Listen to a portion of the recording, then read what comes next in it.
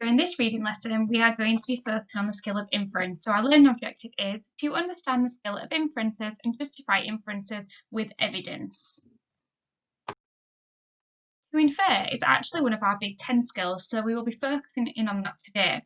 So when we infer, we are thinking about what the details tell you in the text. We're going to use the details to understand what the author means, and we're going to be a detective. We are not looking for the obvious answer. We're reading between the lines. The author does not always tell you everything, and you have to read between those lines to get the bigger picture of what is actually going on. We have looked at inference before, but we will do a quick recap and then we will move on and you will have a go at doing some inference yourself. What I'd like you to do here is just have a little look at this picture. So in this picture, we can see a pan, the smoke coming out of it, there's something clearly burnt within the pan. So I want you to actually just note down now what you see. What do you actually visualise in there? What can you see? And then I want you to note down next to it what this actually makes you think has happened. And then after that, I want you to put down any questions that you would wonder from seeing a scene like this or a picture like this or having this described to you. Now, when I see this, I see a burnt meal. So what I actually see is burnt bacon within the pan. The smoke is going around the kitchen, and there probably is going to be a clogged up room full of smoke with people perhaps coughing. What I think is going on is somebody has burnt their tea or their breakfast and they've forgotten that the pan is on. So what's made me wonder is the questions I have of why have they forgotten? Who would leave the pan on the heat? What are they going to do if it catches fire? Is the heat now off? So I've seen it, I've thought things, and I've wondered things. So I should have 3 things written down in order to see, think, and wonder just from this picture. Here I am making an inference about this image. I'm thinking and reading between the lines about what could have happened. We are now going to have a go at inferring from a quotation. So in green, I will read to you what it says. Heavy black smoke drifted from the kitchen and rapidly spread throughout the house.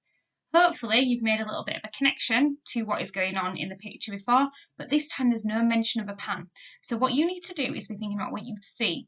So when I see this, I'm thinking that a house is now filled with smoke. Not just a tiny bit, it says it's heavy, so I'm seeing a lot of smoke in the room. I'm thinking that something is on fire. Something's been left on the hob or the oven has been left on and there's nothing in it, or something is burning. And I'm wondering, is there anyone in the house?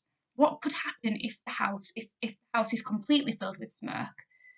Why have they left the kitchen door open? Do they have a kitchen door? What is it that is causing all this heavy black smoke? Is it that something's been left on from the hob? Or could somebody have started a fire in there? So I want you to do your own see, think, and wonder. Now this week we're going to be looking at the book called Rain Player. So what I want you to do before we do any reading of the text is I want you to fill in the See, Think, Wonder sheet attached to this PowerPoint and to this post. And I want you to be thinking, what do you see in the image? What does it make you think? And what do you wonder about the book? So we are now going to try our inference skills on a quote from the text.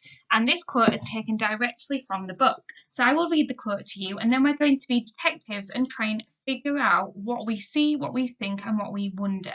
So the city lay in darkness, yet Arkin Mai had been awake for hours. Trembling, the old priest consulted his charts and calendars once again.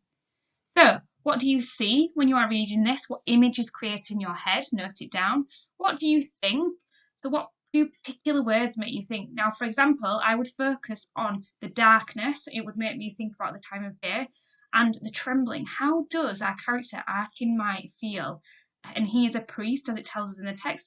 And do you have any questions about the book? Any questions about why Arkin may be feeling a certain way? So I have completed my See, Think, Wonder. So when I read this quote, I see a quiet city. I think it's pitch black and I can see a pitch black city. I see an old man tossing and turning in bed. I see a man unable to sleep, and I see a man wearing a headdress or religious gown.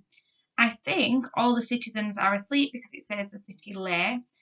I think it must be late at night or early in the morning because Arkin May has been awake for hours, so that implies he's gone to bed, but he's been unable to sleep. So I'm thinking he's gone to bed late in the evening and he's been awake for hours, so it's either late at night or very early in the morning. And I've put that Arkin Mai is worried about something because it says he's trembling. And I've also put that I think he's able to interpret data as he's looking at charts and calendars. So he must be looking for something.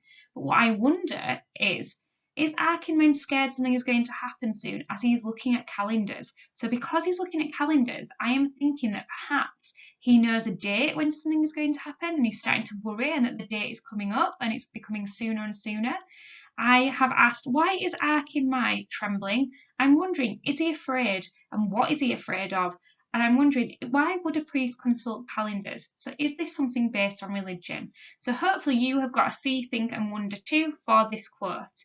This is all inference because you are using what you see to think things to raise further questions, and that is being a detective. You are reading between the lines.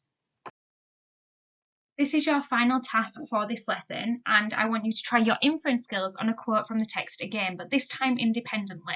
So you're going to submit your See, Think, Wonder sheet for this at the end of the lesson so that it can be marked by myself, Mrs. Hayley or Mrs. Uller. And the quote is, "The sky reddened and the blazing face of Lord Sun appeared. Without rain, his dreadful heat would soon devour the corn, and without corn, the people would perish." So you will do 3 things in the box for see, so 3 things that you can actually see from this text, 3 things that it makes you think. This is where the inference really starts to come in. It's not just what you see, it's what you see, but what that makes you think. And then finally, 3 questions for what this makes you wonder. What are you starting to question when you read this extract? What I would say is 3 minimum. If you have more, please put them. We want to see what you are thinking, but this is using inference. There are some help sheets attached to the PowerPoint on the assignment that can help you with sentence stems to prompt you along for what you see, what you think, and what you wonder. If there are any problems, please message us and let us know.